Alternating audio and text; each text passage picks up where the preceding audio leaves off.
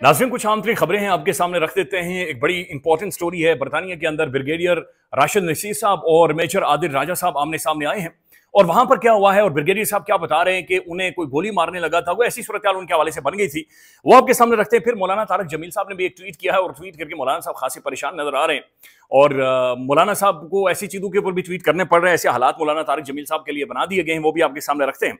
लेकिन सबसे पहले नाजरीन, इमरान अहमद खान न्यादी जो सबसे बड़ा इस वक्त पाकिस्तान का लीडर है, मकबूल तरीन लीडर है, और जिसको भी इमरान खान सामने लेकर आया है उसने किसी और के साथ धोखा किया या नहीं किया, इमरान खान के साथ जरूर किया। पाकिस्तान के असेंबलीज के अंदर जितने लोग मौजूद हैं पार्लियामेंटेरियंस, हम इस चीज के गवाह हैं, हम खुद सड़कों के ऊपर मौजूद थे। इन्होंने नारे लगाए, इन्होंने चीखें मारी हैं कि हमें वोट दो, हम इमरान खान की आजादी हमारा मंशूर है, हमने खान को रिहा करवाना है।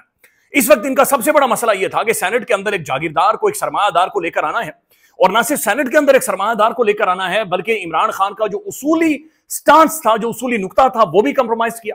और फिर उसके बाद जो मौजूदा फॉर्म 47 की हुकूमत है, जिनके ऊपर इल्जामात मौजूद हैं या खुद एविडेंस मौजूद है कि उन्होंने एस्टेब्लिशमेंट के साथ मिलकर पूरी की पूरी तहरीक इंसाफ, पाकिस्तानी अवाम, वोट, इंतखाबात, जुडिशरी, सबको बिल्कुल साइड पर करके रख दिया गया है उनके साथ मिलकर। बल्कि उन्हें एक मैजिक नंबर जो 5 चाहिए था, 5 वोट चाहिए थे, 5 सेनेटर्स चाहिए थे, गंडापुर साहब ने वो असेंबली के अंदर पहुंचा दिए। तो 2/3 मेजोरिटी इन्होंने इस निजाम को, इस पूरे के पूरे सिस्टम को, इस पूरे ढांचे को 2/3 मेजोरिटी दे दी है कि जनाब आप कुछ भी कर गुजरें।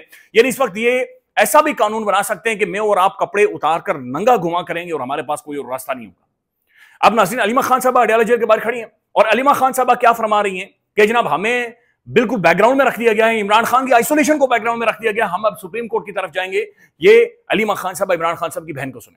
वो इमरान खान की कैद तन्हाई है, ये बात बीच में ही रह गई है कि वो उनको बिल्कुल आइसोलेट किया हुआ है और उनको बिल्कुल एक बड़ी मुश्किल में कि एक किस्म का गैर इंसानी अखलूक के साथ जो उनके इमरान खान के साथ किया जा रहा है। और इसके ऊपर हम सुप्रीम कोर्ट जा रहे हैं।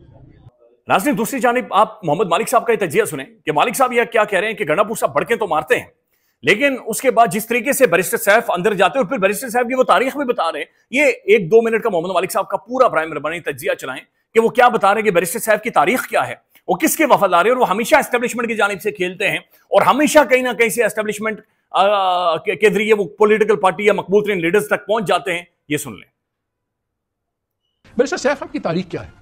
ये मुशर्रफ साहब की पार्टी में भी थे, फिर ये एमक्यूएम की पार्टी में भी थे, एमक्यूएम के सेनेटर रहे। जिस दिन इनकी सेनेट का आखिरी दिन था उससे एक दिन पहले ये फवाद चौधरी और के साथ जाके इमरान खान को मिले, इन्होंने पीटीआई ज्वाइन कर ली। और मैं हमेशा से कहता हूं कि ये पार्टियां बदलते हैं लेकिन इनकी वफादारी एक ही जगह है। अब ये है, हम गंडापुर साहब को देखते हैं, जब भी कोई बड़ा वाकया होता है बड़ी जोर और शोर डालते हैं, खप डालते हैं, फिर जनाब मामला बहुत गर्म कर देते हैं, कभी कहते हैं लाशें गिरेंगी, कभी क्या हुआ, लेकिन हर बारी एंड में उनकी डिलीवरी गवर्नमेंट के हक में होती, चाहे वो नवंबर का वाकया हो, चाहे वो मई का वाकया हो। हमेशा कभी वो 12 जिले क्रॉस करते हैं, कभी कुछ करते हैं, लेकिन नुकसान एंड में या उनकी पार्टी का होता है या इमरान खान का होता है, और वो हमेशा विनर दिखते हैं। आज उन्होंने लोड वो अपनी ये हॉर्स ट्रेडिंग बचा ली बकौल उनके कि हमने 6-5 किया, लेकिन मैजिक फिगर किसको मिला? मैजिक मिल गया सरकार को, 2/3 अक्सरियत। कल नाज़रीन सलमान अकरम राजा साहब ने कहा कि इमरान खान तब आजाद होगा जब अदालतें आजाद होंगी। अदालतों का हाल यह है कि ये बाकायदा से इस्लामाबाद हाईकोर्ट के ऑनरेबल जस्टिस हैं सरदार इजाद इसहाक खान साहब, उन्होंने अपने ऑर्डर के अंदर 26वीं आईनी तरमीम के बाद डिमोलिशन स्क्वाड को इस हाईकोर्ट में लाया गया है।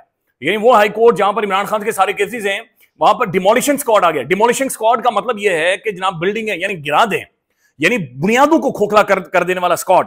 और ये स्क्वाड जो लफ्ज़ है ये बड़ा हैवी है, स्क्वाड, गैंग, ये एक ही तरह के अल्फाज होते हैं कि जब पूरे का पूरा जत्था चढ़ दौड़ता है तो वो कह रहे हैं कि हाईकोर्ट में डिमोलिशिंग स्क्वाड लाया गया है और हमने इंसाफ के स्तूनों पर एक एक करके हमला देखा है। इन हमलों ने इंसाफ के निजाम को बार बार जख्मी किया है और इस वक्त निजाम इंसाफ तकरीबन आखिरी सांसों तक पहुंच गया है। निजाम इंसाफ पर हमलों की एक और मिसाल सामने आई है। हाई कोर्ट के जज के जरिए इंसाफ की फराहमी को चीफ जस्टिस के दफ्तर के जेर इंतजाम हफ्तावार रोस्टर के जरिए मुहासरे में ले लिया गया है। यह सूरत हाल बाया वक्त दिल दहला देने वाली और मजाहिया भी है। एक ऐसा तजाद जो अब इस हाई कोर्ट की पहचान बन चुका है। तो ऑनरेबल जस्टिस ये कह रहे हैं कि डिमोलिशिंग स्क्वाड आ गया है जो कि निजाम इंसाफ की बुनियादों को खोखला कर गया है, उनकी धज्जियां उड़ा गया है।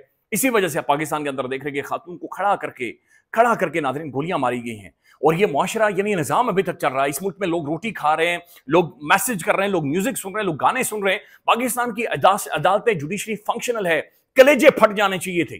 यकीन माने संजीदा कोई मुल्क होता, कलेजे फट जाते, हुकूमतें गिर जाती, अदालतों को ताले लग जाते, जजेस रिजाइन कर जाते, सिविल सोसाइटी खड़ी हो जाती, मुल्क में कोहराम मच जाता कि ये जो खातून के साथ जुल्म हुआ है, उस बानो बीबी के साथ जो जुल्म हुआ है, जिस तरीके से उसने कहा है कि तुम्हें सिर्फ मुझे गोली मारने की इजाजत है, किस कदर नाज़रीन ये दर्दनाक है। मैं सिर्फ आपको एक वीडियो सुनाना चाहता हूं जहां पर वो साफी ये क्लेम कर रहा है कि सरदार को खुश करने के लिए और सरदार की बदमाशी, उसकी खुदाई को तकवीयत देने के लिए उस खातून को गोलियां मारी गई। ये सुन लें।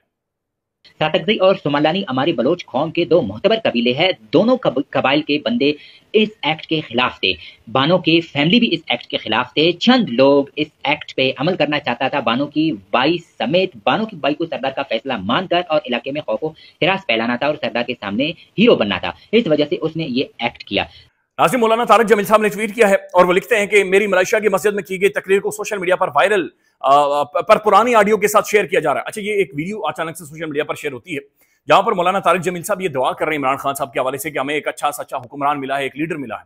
अच्छा, सिर्फ इमरान खान के लिए दुआ करने की वजह से मौलाना तारिक जमील साहब ने खासा नुकसान उठाया। उनकी रेपुटेशन को टारगेट किया गया, उनके बैंक अकाउंट्स को इशू बनाया गया, उनकी गाड़ी तक को इशू बनाया गया, उनकी जातियात को, बल्कि तबलीगी जमात में के साथ उन्हें खिताब करने से, उन्हें गुफ्तगू करने से मौलाना तारिक जमील जो उनकी पहचान है उस चीज से उन्हें रोका गया है। तो अंदाजा लगा लें मौलाना तारिक जमील साहब ने भी एक बड़े खौफनाक किस्म की जो जुल्म है वो बर्दाश्त किया है। अब उनकी जब वीडियो सर्कुलेट होती है तो वो कहते हैं कि जनाब ये एक पुरानी ऑडियो को मेरी वीडियो के साथ जोड़ा जा रहा है जिसमें तालियों की आवाज और सियासी मफहूम शामिल करके वीडियो का असल पैगाम बदल दिया गया है। ये अमल दुरुस्त नहीं है, ना ही दियानतदारी के तकाजों के मुताबिक है। मलेशिया के बयान के तर्जुमान ने भी इसकी वजाहत जारी कर दी है। तो मौलाना तारिक जमील साहब को एक जाली ऑडियो वीडियो, हालांकि इन्हें कंसर्न ही नहीं होना चाहिए, होना ही किसी को नहीं चाहिए, सबको पता चल रहा है कि वो जाली ऑडियो वीडियो है, उन्हें बाकायदा से बयान जारी करना पड़ा चूंकि मौलाना साहब को अंदाजा है कि उसके बाद कैंपेन्स की जाती हैं और किस तरीके से पाकिस्तान के अंदर एक माहौल खास किस्म का बनाया जाता है। अब नाज़रीन, जो खबर आपके सामने रखनी है ये बहुत इंपॉर्टेंट न्यूज़ है। द न्यूज़ ने इसके ऊपर पूरी डिटेल में खबर छापी है। मुर्तज़ा अली शाह की स्टोरी है। ये former Pakistan army officer tells UK court his family face threats. ये पाकिस्तान के फॉर्मर जो आर्मी ऑफिसर हैं इन्होंने जाकर बरतानवी अदालत में बताया कि आदिल राजा की वजह से उन्हें थ्रेट्स मिली है। स्टोरी का जो खुलासा है मुख्तसर आपके सामने रख देते हैं। Former Pakistani senior military officer brigadier retired Rashid Naseer has told the UK High Court that he and his family face threats to their lives, harassment, abuse and the breach of the privacy after Major Adil Raja made several allegations against him from the UK jurisdiction. कि जनाब उन्हें उनकी family को threats मिली, उन्हें harassment का सामना करना पड़ा और उनकी जिंदगी खतरे में पड़ गई थी क्योंकि मेजर आदिल राजा ने उनके हवाले से बहुत सारे एलिगेशंस लगाए थे। Brigadier Rashid Naseer was giving evidence in the defamation case that he has brought against the major Adil Raja for the alleged defamation in nearly a dozen publications on the YouTube, X and the Facebook.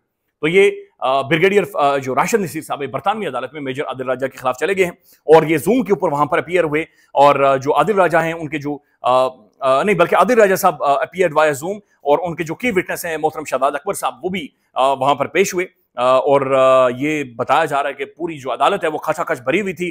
Brigadier Rashid Naseer said the false lies were spread about me posing dangers to me and my family. My daughter had offers from the King's College London and other prestigious universities, but I was concerned after what Adil Raja did to me and decided to send my daughter and son to the US for higher studies. तो राशिद नसीर साहब ये बता रहे हैं कि major Adil राजा ने जो मेरे ऊपर इल्जाम लगाए उनकी वजह से मेरी बच्ची उसका जो दाखिला हो चुका था बरतानिया के अंदर, मैंने उन्हें वहां पर नहीं भेजा क्योंकि मुझे खतरा था कि मेरी बच्ची के साथ कुछ ना हो जाए और मैंने इसके बजाय अपने बच्चे को और बेटी को हायर एजुकेशन के लिए US भेजा, यानी अमेरिका के अंदर भेजा। तो एक और मेजर साहब एक और आर्मी ऑफिशियल ये बता रहे हैं कि उनके बच्चे अमेरिका और बरतानिया से पढ़कर माशाल्लाह दोबारा से पाकिस्तान में आएंगे। अल्लाह ताला उनकी पढ़ाई में मजीद इजाफा करे और अमेरिका से भी आगे कोई अगर बेहतर तालीमी निज़ाम हो या मुल्क हो वहाँ से भी उन्हें पढ़कर आना चाहिए। I have family and the friends in the UK including friends working in the UK intelligence whom I have worked with. I was approached by all of them after the defendant started slandering me on the social media. फिर लिखा जा रहा है कि questioning on the issue of the serious harm barrister जो barrister साहबा हैं उन्होंने जो क्रॉस एग्जामिनेशन की तो उन्होंने जो ब्रिगेडियर राशिद नसीर साहब हैं उनसे कहा कि उनसे पूछा कि जनाब आपके पास एविडेंस किधर है और आप एविडेंस क्यों नहीं पेश कर रहे। तो mister Naseer had not produced any evidence of the calls और the communication he received from the UK area over Raja's allegation. He replied that he and his family had received several calls from the UK, but he would not give their details because he would not like to expose his relatives and the friends from the UK to threats, abuse and the trolling. वो कह रहे हैं कि मुझे calls आई, धमकियां आई, telephone calls की गई, पैगाम भेजे गए, लेकिन मैं बताऊंगा नहीं, चूंकि मैं नहीं चाह रहा कि बर्तानिया के अंदर उन्हें किसी भी किस्म के मेरे रिलेटिव्स को कोई थ्रेट हो या उन्हें कोई मसला हो। Mister Naseer said that the level of the harassment and the danger he has faced has been so intense that he decided to get his daughter and the son admitted to the US universities. नाज़रीन यकीन माने, हमें तो खैर यहाँ पर universities के अंदर फीस देना बड़ा औखा होता है। मेरी लास्ट सेमेस्टर की फीस 17,000 रुपये थी, बड़ी मुश्किल से पूरी हुई थी। तो ये ब्रिगेडियर साहब ने बहरहाल बताया है। और उसके बाद उन्होंने एक और चीज़ वहाँ पर रखी है कि जनाब मुझे बाकायदा से गोली मारने तक की मुझे ऐसा खतरा था कि मुझे गोली मार दी जाएगी, पाकिस्तान में मुझे मेरी जान को खतरा था। ये भी उन्होंने उनके सामने रखा है। The case is based around 9 publications in decided in the meaning. तो ये एक बड़ी तगड़ी किस्म की समात बरतानवी अदालत के अंदर हो रही है, जहां पर रूल ऑफ लॉ है, जहां पर कवानीन है। और ब्रिगेडियर साहब को भी पता है और मेजर आदिल राजा साहब को भी पता है कि जो गलत होगा और जो सही होगा उसका फैसला होगा, दूध का दूध और पानी का पानी होगा। और ये होना चाहिए। देखें, आपको केसेस करना चाहिए, डेफेमेशन हो या कोई थ्रेट हो, आपको जाना चाहिए अदालत के अंदर और ये सारी चीजें बड़ी वाज़ेह होनी चाहिए और खुलकर ये चीजें सामने आनी चाहिए और इसका पता भी लगना चाहिए। वैसे इसमें से क्या निकलता है, ख्याल रखिएगा, मजीद अपडेट करेंगे। अल्लाह हाफिज।